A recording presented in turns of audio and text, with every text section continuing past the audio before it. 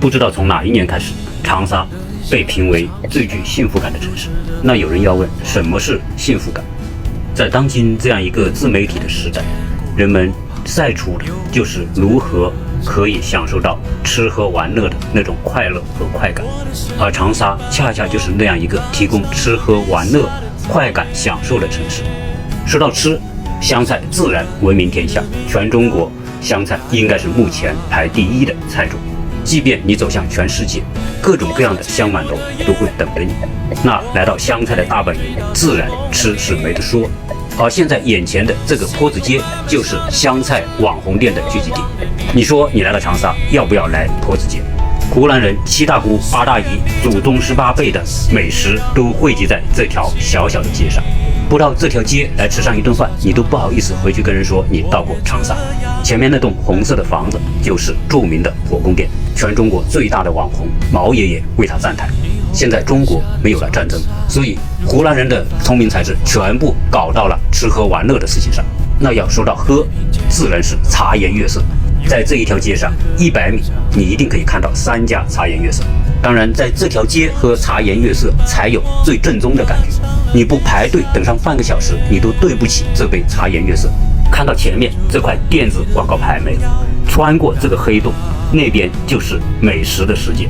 对于吃货来说，走进这条街，可能等你出来的时候，你已经撑得走不动路了。说到湖南人的玩，这里省略1万字，因为长沙被称为角都，足浴店全中国第一多，麻将馆全中国第一多，还有很多我们所不知道的玩法，也是多得出奇。前面那个招牌上的美人头，红色背景就是所谓的茶颜，标准的门头。长沙人研究吃的本事也是天下无敌。等向左转过这条街的时候，你就会发现这些美食的品种多到令人发指，而且看完每个小档口的美食和图片，你就会产生一种强烈的欲望和冲动。湘菜的一个最大的特点就是把色香味研究到了极致。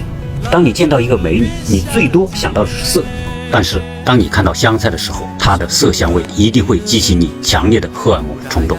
我想在这一波的长沙网红文化的洗礼之下，全国越来越多的年轻人会喜欢吃辣的，会喜欢湘菜。最后说一说长沙的乐，那更是早已闻名天下。这个该死的湖南卫视怎么就能够把节目做得那么有吸引力？而且关键的是吸引的年轻的一代，让他们对长沙产生了一种向往。但是我有一种隐约的担忧，随着电视时代的结束，作为网红城市的长沙，拿什么来维持它网红的地位？网红文化本质上是一种表浅的潮流文化。